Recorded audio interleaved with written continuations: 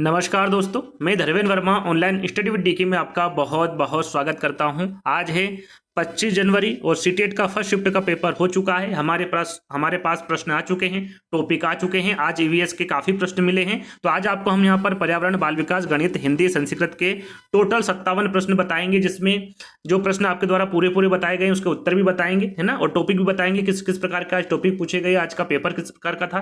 ये सारी जानकारी हम आपको इस वीडियो के माध्यम से देंगे।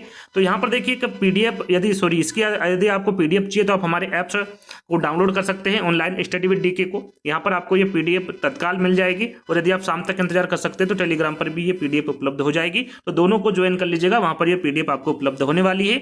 साथ में यहाँ पर एक नंबर दिया हुआ है 9340089205, इसको सेव कर लीजिएगा, व्हाट्सएप नंबर है। जैसे एग्जाम हॉल से बाहर निकले तत्काल आपको बताना है कि किस किस प्रकार के प्रश्न पूछे गए और कौन कौन से टॉपिक पूछे गए हैं। जिन बच्चों के द्वारा आज प्रश्न और टॉपिक बताए उनका बहुत बहुत धन्यवाद। आप भी उनका धन्यवाद कर सकते हैं कमेंट्स के माध्यम से। थोड़ा सा ऐप के बारे में हम आपको बता देते हैं। देखिए यहाँ पर जो ऐप है इसका जो इंटरफेस होगा इस प्रकार का होगा। आप यहाँ पर रेटिंग दे सकते हैं, इसी को आपको इंस्टॉल करना है। साथ में आप ई बुक में जाएंगे, वहाँ पर फ्री पीडीएफ लिखी होगी। जैसे ही क्लिक करेंगे, जितनी भी अभी तक जो आपकी एग्जाम हुई उसका जो एनालिसिस किया है सारी पीडीएफ वहाँ पर आपको फ्री में उपलब्ध हो जाएगी। साथ में जो प्रीवियस ईयर पेपर में प्रश्न पूछे गए तो उनके बारे में भी वहाँ पर जिक्र हुआ है, तो उनको भी देख लीजिएगा। साथ में यहाँ पर अभी जो हाल ही में जो एग्जाम हो रही है उसमें प्रीवियस ईयर पेपर से प्रश्न काफ़ी पूछे जा रहे हैं। तो जो पीडीएफ है आपकी रामबाण ईवीएस की पीडीएफ है जो सीटेट के लिए ही बनाई गई है। तो इसमें थ्योरी जो समझाई गई है वो आपको चित्र के माध्यम से समझाई गई है। 500 प्रश्न आपको इसमें मिलेंगे, जो कि 2011 से लगाकर 2021-22 तक जो आपकी ऑनलाइन एग्जाम हुई थी, है ना, ऑफलाइन एग्जाम, दोनों एग्जामों के प्रश्न वहां पर मौजूद है। काफी प्रश्न अभी प्रीवियस ईयर पेपर से पूछे जा रहे हैं। यहाँ पर जो थ्योरी समझाई गई है वो चित्र के माध्यम से समझाई गई है, और 6-7 का साइंस भी इसमें ऐड किया है, तो एक बार चेकआउट कर लीजिएगा। साथ में यहाँ पर देखिए CTET mock test 10 mock test है, जिसमें 2 फ्री है, 8 पेड है। यदि आप इसको भी परचेस करना चाहते हैं तो कर सकते हैं। जैसे ही आप इंटरफेस करेंगे तो इस प्रकार, यदि आपको ये नहीं पता है कि पीडीएफ कहाँ मिलेगी तो हमारे ऐप के माध्यम से मिलेगी, ऑनलाइन स्टडी विद डीके। तो यहाँ पर आप देख सकते हैं इस प्रकार की वहाँ पर चित्र होगा, और जैसे ही क्लिक करेंगे और जैसे जैसे प्रोसेस होगा वैसे वैसे प्रोसेस कर दीजिएगा, आपको वहाँ पर पीडीएफ उपलब्ध हो जाएगी। चलिए अब बात करते हैं कि पर्यावरण अध्ययन में जो प्रश्न पूछे गए थे वो कौन कौन से थे। देखिए यहाँ पर एक प्रश्न पूछा गया था आपसे, वन्य जीव सप्ताह कब मनाया जाता है। यहाँ पर देखिए सप्ताह की जगह क्या पूछा गया था, महीना पूछ लिया गया था आपसे, महीना, है ना, कि कौन से महीने में वन्यजीव दिवस जो होता है वो मनाया जाता है। तो वो अक्टूबर में मनाया जाता है। कब मनाया जाता है, अक्टूबर का पहला सप्ताह, या फिर विकल्प में अक्टूबर था तो बिल्कुल आपका सही होगा, अक्टूबर का पहला सप्ताह, यानी कि 2 से, यहां पर लिखा हुआ आप देख सकते हैं, 2 से 8 अक्टूबर। भारत के वनस्पतियों और जीवों की सुरक्षा और संरक्षण के उद्देश्य से 2 से 8 अक्टूबर के बीच पूरे भारत में वन्य जीव सप्ताह मनाया जाता है। कब मनाया जाता है, 2 से 8 अक्टूबर। यदि महीना पूछा हो तो अक्टूबर आपका बिल्कुल सही आंसर होगा। और 1957 में पहला वन्यजीव सप्ताह मनाया गया था। यदि पूछा जाए कि पहला वन्यजीव सप्ताह कब मनाया गया था तो ये 1957 में बनाया गया था। और भी आगे, जैसे कि कल विश्व जल दिवस के बारे में पूछा गया था कि विश्व जल दिवस कब मनाया जाता है, ये 2 बार रिपीटेड प्रश्न है, तो ये 22 मार्च को मनाया जाता है। ओजोन दिवस बारे में यदि पूछे तो ये 16 सितंबर को मनाया जाता है। विश्व पर्यावरण दिवस के बारे में पूछे तो ये 5 जून को मनाया जाता है। अंतर्राष्ट्रीय जैव विविधता दिवस के बारे में पूछे तो ये 22 मई को मनाया जाता है। और पृथ्वी दिवस के बारे में यदि आपसे पूछा जाए तो ये 22 अप्रैल को मनाया जाता है। कुछ प्रमुख दिवस है जिनके बारे में आपको पता होना चाहिए। चलिए, राजाजी नेशनल पार्क कहाँ स्थित है। यदि आप हमारे एनालिसिस डेली देख रहे होंगे तो वो प्रश्न तो ऐसे हैं, कुछ प्रश्न तो ऐसे हैं कि जो एनालिसिस में से पूछे गए हैं, जो हमने अलग से आपको बताए थे उसमें से ही प्रश्न पूछ लिए गए हैं। जैसे कि इसके पहले जो हमारा सबसे पुराना राष्ट्रीय उद्यान है जिम कॉर्बेट राष्ट्रीय उद्यान, उससे संबंधित मैंने काफी आपको उद्यान बताए थे कि कौन सा उद्यान कहाँ पर स्थित है। उसी से पूछा गया है कि राजाजी नेशनल पार्क कहाँ स्थित है, उत्तराखंड में है, असम में है, राजस्थान में, या फिर जम्मू कश्मीर में है। तो जो राजाजी नेशनल पार्क है वो आपका उत्तराखंड में स्थित है। कहाँ पर है, उत्तराखंड में, जहाँ पर जिम कॉर्बेट राष्ट्रीय उद्यान स्थित है वहीं पर आपका राजाजी नेशनल पार्क स्थित है ना।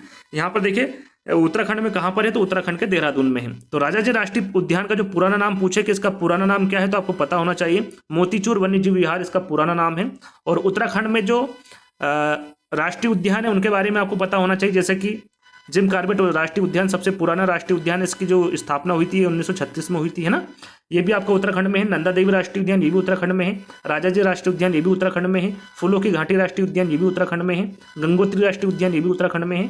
और गोविंद राष्ट्रीय उद्यान ये भी उत्तराखंड में है। ये सभी के सभी इंपोर्टेंट हैं, आगे पूछे जा सकते हैं, तो इनको याद कर लीजिएगा। चलिए अगला प्रश्न पूछा गया था वन्य जीव संरक्षण अधिनियम कब लागू हुआ था। वन्य जीव संरक्षण अधिनियम के बारे में पूछा गया था, है ना, कि कब लागू हुआ था। यहाँ पर देखिए सन पूछी थी शायद, या फिर और कुछ पूछा गया था, लेकिन वन्य जीव संरक्षण से एक प्रश्न पूछा गया था। यदि ये प्रश्न पूछा गया हो तो कमेंट्स के माध्यम से बताइएगा।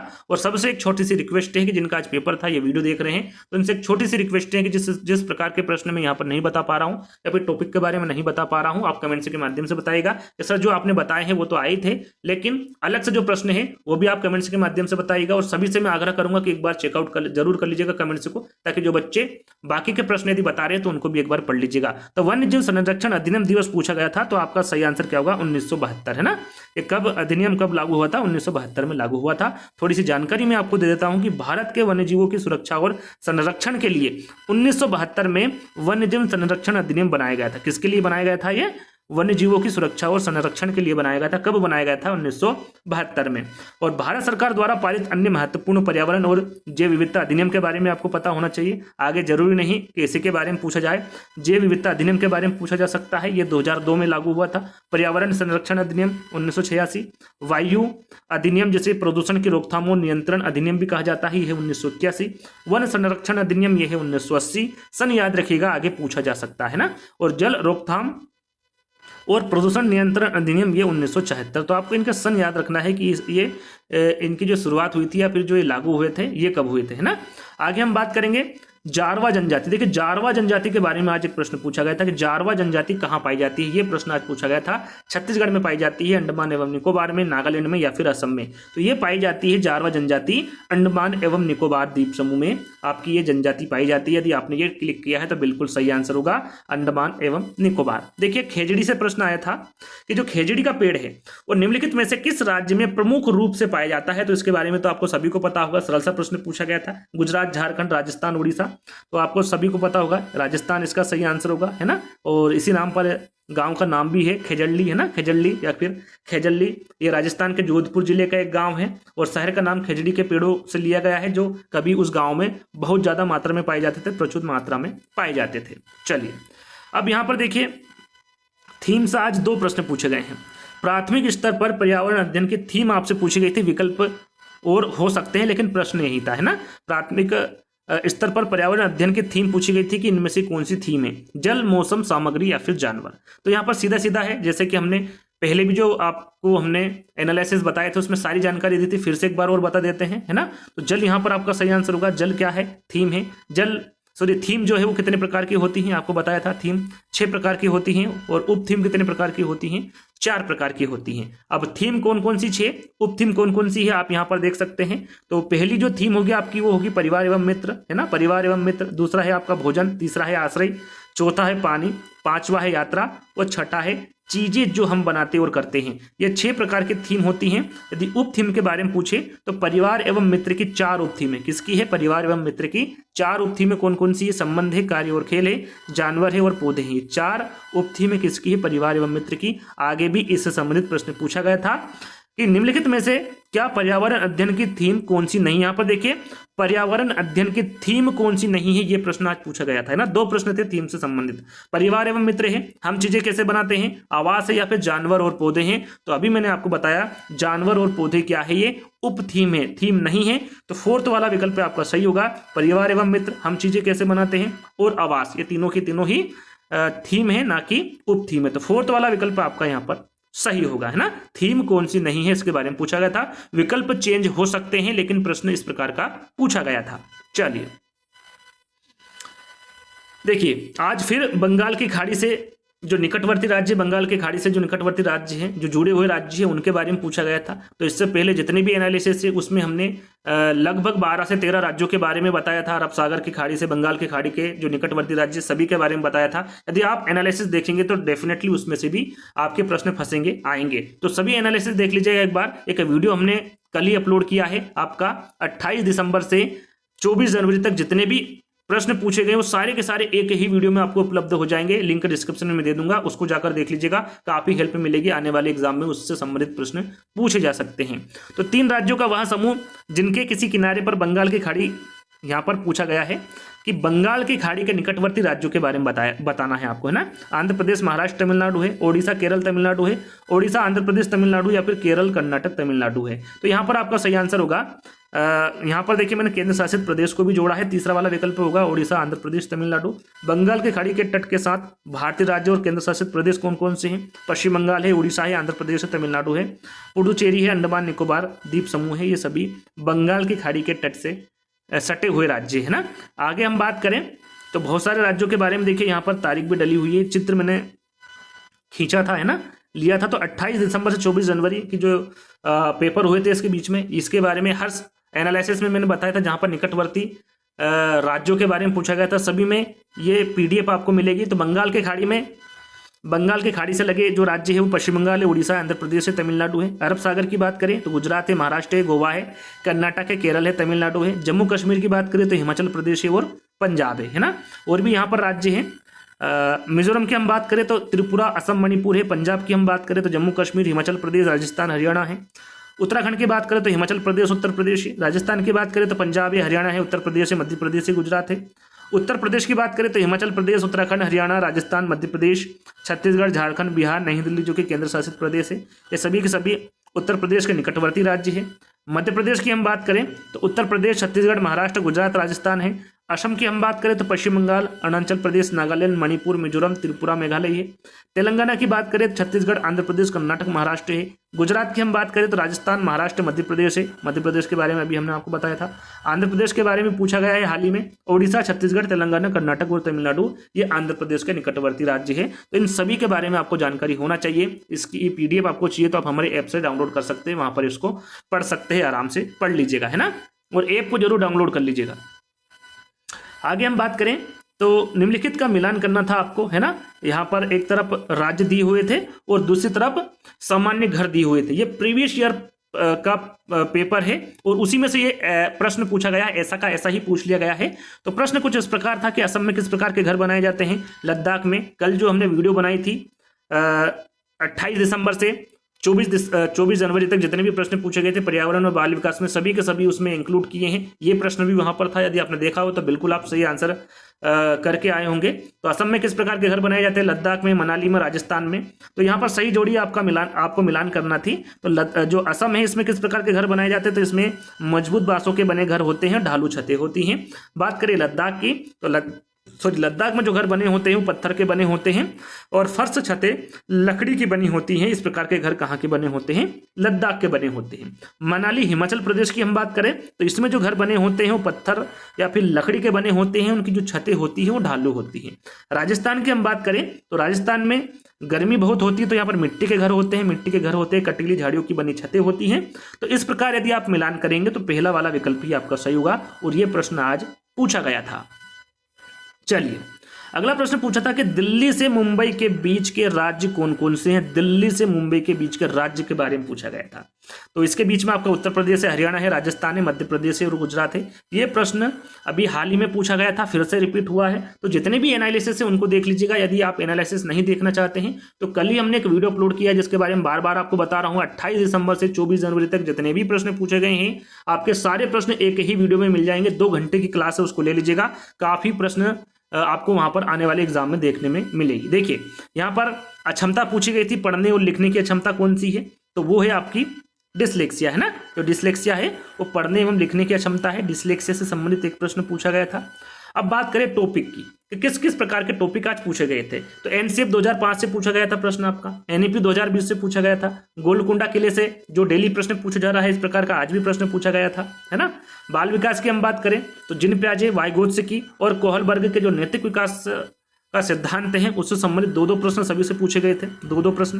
तो इन तीनों को तो अच्छे से रट लीजिएगा, काफी प्रश्न पूछे गए हैं। गार्डनर से अभी हाल ही में प्रश्न नहीं पूछे जा रहे थे, लेकिन आज प्रश्न पूछा गया है गार्डनर से। कथन और कारक से प्रश्न पूछा गया है, संवेग से संबंधित प्रश्न पूछा गया है, निपुण भारत से संबंधित प्रश्न पूछा गया है, इससे भी डेली प्रश्न पूछा जा रहा है। क्रिएशन से आज एक प्रश्न देखने को मिला, स्वलीनता स्वलीनता से संबंधित प्रश्न आज देखने को मिला। एनसीएफ 2005, एनईपी 2020, जितने भी मैंने वैज्ञानिक बताए हैं उनको याद कर लीजिएगा। साथ में एनसीएफ 2005 और एनईपी 2020 से संबंधित भी काफ़ी प्रश्न डेली देखने को मिल रहे हैं। बुद्धि से एक प्रश्न देखने को मिला है ना, अब सारे चिंतन से प्रश्न देखने को मिला, अधिगम से संबंधित प्रश्न एक मिला देखने को आज के एग्जाम में। गणित की हम बात करें तो गणित में डेली एक प्रश्न पूछा जा रहा है अभाज्य संख्याओं से संबंधित। तो आज पूछा गया था 50 से 100 के बीच की कितनी अभाज्य संख्या है। 50 से 100 के बीच की अभाज्य संख्या पूछी गई थी, क्या 6 है, 10 है, 13 है या फिर 5 है। तो कितनी होगी, 10 होगी। कौन कौन सी यहाँ पर आप देख सकते हैं, आपकी 53 है, 59 है, 61 है, 67 है, 71 है, 73 है, 79 है, 83 है, 89 है और 97 है। 1 2 3 4 5 6 7 8 9 10 है ना, 10 प्रकार की है अभाज्य संख्या 50 से 100 के बीच में। तो 10 आपका बिल्कुल करेक्ट आंसर होगा। अब बात करें टॉपिक की तो पैटर्न पे डेली प्रश्न पूछे जा रहे हैं। पासा से एक प्रश्न पूछा गया था, एलसीएम एचसीएफ से डेली प्रश्न पूछे जा रहे हैं, क्षेत्रफल से डेली प्रश्न पूछे जा रहे हैं, ट्राइंगल से प्रश्न पूछा गया था आज आपसे, त्रिभुज से पूछा गया था, माध्यिका आपको ज्ञात करनी थी, एक प्रश्न माध्यिका से भी था, एनईपी 2020 से पेडागोजी में था, वेन हिले से डेली प्रश्न पूछे जा रहे हैं, एनसीएफ 2005 से भी आज गणित पेडागोजी में प्रश्न देखने को मिला। तो एनसीएफ 2005, एनईपी 2020 अच्छे से याद करके जाइएगा है ना, सभी विषय में 1-2 प्रश्न देखने को मिल रहे हैं, लगभग 4 से 5 प्रश्न आज भी एनईपी 2020 और एनसीएफ 2005 से 4-5 प्रश्न सभी विषय में देखने को मिले थे है ना। गद्यांश की बात करें हिंदी में तो जो गद्यांश पूछा गया था वो भील जनजाति पर आज गद्यांश था। और पद्यांश की बात करें तो कोशिश करने वालों की कभी हार नहीं होती, ये पद्यांश था, ये ऊपर नीचे हो सकता है, चाहे गद्यांश से हो पद्यांश से हो, लेकिन भील जनजाति पे और कोशिश करने वाले की कभी हार नहीं होती, इससे संबंधित गद्यांश और पद्यांश से पूछे गए थे। एक प्रश्न पूछा गया था कि ज्ञात का विलोम शब्द क्या है, ज्ञात का विलोम शब्द पूछा गया था। अज्ञेय है, अनभिज्ञ है, अज्ञान है या फिर अज्ञात है। तो सभी को पता होगा, सरल सा प्रश्न था। ज्ञान का जो विलोम शब्द होता है वो अज्ञान होता है ना, सॉरी अज्ञात नहीं होता है, अज्ञान। तीसरा वाला विकल्प यहाँ पर सही होगा, अज्ञान होगा है ना, तीसरा वाला विकल्प आपका सही होगा। यहाँ पर मैं करेक्ट कर दूंगा और ये पीडीएफ आपको दे दूंगा जो कि हमारे ऐप के माध्यम से आपको मिल जाएगी है ना। तो आगे जो प्रश्न पूछे गए थे वो टॉपिक से पूछे गए थे, उपसर्ग से संबंधित प्रश्न पूछा गया था हिंदी में, संधि विच्छेद पूछा गया था। अब कौन सी संधि विच्छेद था इसकी मुझे जानकारी नहीं है। निपुण भारत से प्रश्न पूछा गया था, रचनात्मकता से संबंधित प्रश्न पूछा गया था, मूल्यांकन से प्रश्न पूछा गया था आपका, वाइगोत्स्की से, ये हिंदी पेडागोजी के बारे में आपको बता रहा हूँ, वाइगोत्स्की से पूछा गया था। एनईपी 2020 और एनसीएफ 2005 से तो डेली प्रश्न पूछा जा रहा है, चाहे वो हिंदी हो, संस्कृत हो, इंग्लिश हो, बाल विकास हो, पर्यावरण हो, सभी में एनईपी 2020 और एनसीएफ 2005 से प्रश्न पूछा गया था। साथ में बहुभाषिकता से संबंधित भी एक प्रश्न आज पूछा गया था। आगे हम बात करें संस्कृत की तो देखिए संस्कृत का जो गद्यांश है वो तो हमें नहीं मिला, लेकिन जो गद्यांश पूछा गया था या पद्यांश पूछा गया था वो बड़ा था है ना, यानी कि हल करने में बच्चों को प्रॉब्लम आ रही थी, काफ़ी बड़ा था। पहले गद्यांश को पढ़ो फिर स्क्रॉल करके प्रश्न को देखो तो काफ़ी थोड़ी सी प्रॉब्लम आ रही थी। तो जो पद्यांश या फिर गद्यांश जो संस्कृत में आ रहे हैं वो बड़े आ रहे हैं, तो उस हिसाब से आपको तैयारी कीजिएगा। प्रत्यय पूछा गया था, स्टीफन क्रेसर से संबंधित संस्कृत में पूछा गया था, जिन प्याजे से पूछा गया था संस्कृत में, एनसीएफ 2005, एनईपी 2020 से सभी विषय में पूछा जा रहा है, जैसा कि मैं हर बार आपको बताता हूं। और वाइगोत्स्की से संबंधित पूछा गया था। देखिए जैसा कि हमने बताया था कि 57 प्रश्न आपको इस वीडियो के माध्यम से मिलेंगे देखने को, तो ऐप डाउनलोड जरूर कर लीजिएगा ऑनलाइन स्टडी विद डीके, इस पर आपको ये पीडीएफ उपलब्ध हो जाएगी। साथ में 2 परचेस यदि आप पीडीएफ कर सकते हैं तो उनको कर लीजिएगा, काफ़ी हेल्प आपको मिलेगी। तो जल्दी ही दोस्तों एक नई वीडियो के साथ मिलेंगे, जब तक के लिए धन्यवाद।